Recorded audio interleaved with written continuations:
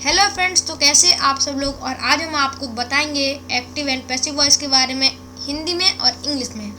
ये हमारा English grammar series का छठा वीडियो है। तो अगर आपने शुरू के 5 वीडियो नहीं दिखे जरूर देख लीजिएगा। अगर हम एग्जामिंग के पॉइंट ऑफ व्यू से बात करें तो वो वीडियो बहुत ज़रूरी है। तो चलिए शुरू करते हैं। पहले देख लेते हैं कि वॉइस होती क्या है। Voice the form of verb which tells whether the subject of a sentence do something or something has been done to the subject is called voice।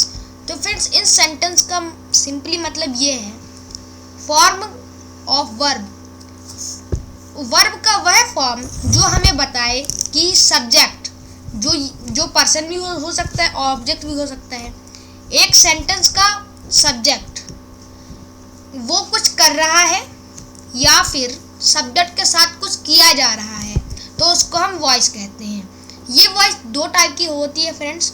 Active voice, active voice एक किसी verb को हम active voice में तब कहेंगे जब subject जो है वो आगे रहेगा। जैसे मोहन सैंग आ सॉन्ग, तो ये हमारा सिंपल सेंटेंस है तो इसको हम एक्टिव वॉइस कहेंगे। तो इसमें सब्जेक्ट जो है वो मोहन एक्ट कर रहा है, मतलब इसमें ये पहला वाला केस है, सब्जेक्ट इज डूइंग समथिंग। और दूसरा पैसिव वॉइस, पैसिव वॉइस का मतलब होता है फ्रेंड्स कि जो सब्जेक्ट के ऊपर कुछ किया जा रहा है। तो अब हम देखते हैं एक्टिव और पैसिव के कुछ एग्जांपल। जैसे a song was sung by Mohan, Mohan के द्वारा कुछ किया गया। तो जो सॉन्ग है, सब्जेक्ट जो है, सब्जेक्ट ने सॉन्ग के ऊपर कुछ किया है। तो सेंटेंस में ऑब्जेक्ट होने चाहिए। अगर किसी में ऑब्जेक्ट नहीं होंगे तो उस वर्ब को हम कहते हैं इंट्रांजिटिव वर्ब, और अगर किसी में होंगे तो उसको कहते हैं हम ट्रांजिटिव वर्ब। तो हमें वो ऑब्जेक्ट होना जरूरी है। और ऑब्जेक्ट से पहले, ऑब्जेक्ट जब आ जाता है, एक्टिव सेंटेंस का ऑब्जेक्ट पैसिव सेंटेंस का सब्जेक्ट बन जाता है। तो बाई सब्जेक्ट के पहले यूज किया जाता है पैसिव वॉइस में। और एक और रूल है फ्रेंड्स कि इसमें third form of the verb भी हमेशा यूज की जाती है, और जो सब्जेक्ट और ऑब्जेक्ट है उसको चेंज कर दिया जाता है। अगला जैसे आई राइट अ लेटर, जैसे आई राइट अ लेटर, तो इसमें आई राइट अ लेटर देखिए सब्जेक्ट वर्ब ऑब्जेक्ट, इसका मतलब है। तो देखिए सब्जेक्ट वर्ब ऑब्जेक्ट, तो यहाँ पे इंटरचेंज हो गया, सब्जेक्ट यहाँ चला गया है, वर्ब वही है, ऑब्जेक्ट यहाँ चला गया है, तो ऐसे इंटरचेंज हो जाता है। तो ये है हमारा एक्टिव वॉइस में और ये हमारा पैसिव वॉइस में। अब हम देखते हैं कि ऑक्सिलरी वर्ब, जिनको हम हेल्पिंग वर्ब भी कहते हैं, वो कैसे यूज होते हैं अलग अलग टेंस में। जैसे आई जो है उसका पैसिव हो जाएगा मी, वी का हो जाएगा अस, ही का हो जाएगा हिम, सी का हो जाएगा हर, इट का इट, दे का देम। तो इसमें हम पॉसेसिव उनके यूज करते हैं। अब हम देखते हैं सिंपल प्रेजेंट टेंस में। तो अब हम देखते हैं प्रेजेंट इंडेफिनिट टेंस में या फिर सिंपल प्रेजेंट टेंस में।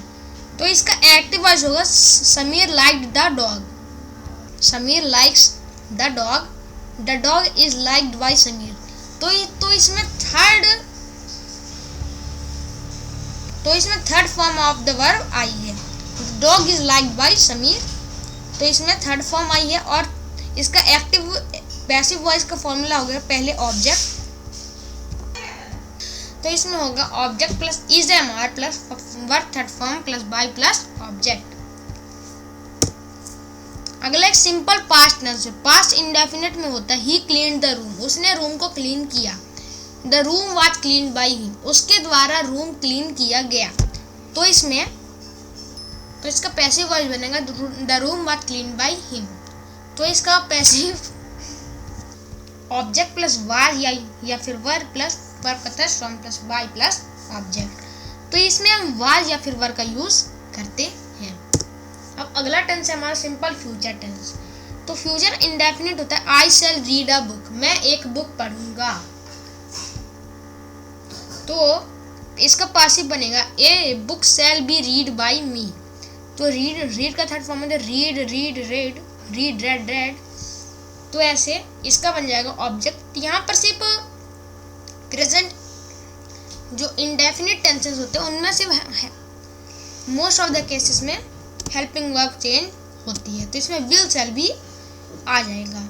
प्लस वर्ब का third form plus by plus object plus subject. अब अगला है प्रोग्रेसिव या फिर कंटिन्यूअस टेंस में, जैसे Radha is doing her homework, Radha अपना होमवर्क कर रही है, तो इसका पैसिव बनेगा the homework is being done by Radha. तो इसमें जो बी है उसमें भी इंग लग जाएगा। इसमें भी प्रेजेंट टेंस का ही होगा, is am are plus verb का third form plus by plus subject. तो अगला टेंस है पास्ट प्रोग्रेसिव टेंस। तो he was reading a newspaper, वह न्यूज़पेपर पढ़ रहा था, तो एक समाचार पत्र उसके द्वारा पढ़ा जा रहा था, तो इसमें वाज आ जाएगा और बीइंग प्लस वर्ब का third form plus by plus subject. तो ऐसे हमें सिर्फ ऑक्सिलरी वर्ब या फिर हेल्पिंग वर्ब का इस्तेमाल करना है, उसी का ध्यान रखना है। अब देखते हैं प्रेजेंट परफेक्ट टेंस में। तो हमारा अगला टेंस है प्रेजेंट परफेक्ट टेंस। तो इसका फार्मूला होता है he has paid the tax. तो इसमें सब्जेक्ट वर्ब प्लस ऑब्जेक्ट ऐसा है। तो आज जब हम इसका पैसिव बनाएंगे तो हैज़ बीन लग जाएगा। देखिए the tax has been paid by him, तो इसमें भी हैज़ हैव के साथ बी के साथ हम en लगा देंगे तो हैज़ बीन या फिर हैव बीन हो जाएगा, प्लस वर्ब का third form plus by plus subject. तो अगला हमारा टेंस है पास्ट परफेक्ट टेंस। तो अगर आपने टेंस वाली वीडियो नहीं देखी है तो जरूर देख लीजिएगा। तो अगला टेंस है present perfect past perfect tense. Mohan has left that place, तो इसमें एग्जाम्पल ये है, तो इसका पैसिव वॉइस बनेगा that place had been left by Mohan. तो इसमें इसका पैसिव वॉइस फॉर्मूला होगा object plus had plus been plus verb का third form plus by plus subject. तो passive voice future continuous, future perfect continuous, present perfect continuous किसी भी कभी नहीं बनता है। अब देखते हैं पैसिव वॉइस का हम सम अप कर लेते हैं। माइक ईट्स, तो ऐसे ट्रांजिटिव वर्ब होनी चाहिए आर वरेंट, तो इससे आपको पता चल रहा है इज वाज इजंट वाजंट, तो ये सिंगुलर है, वरंट आरंट ये प्लूरल है।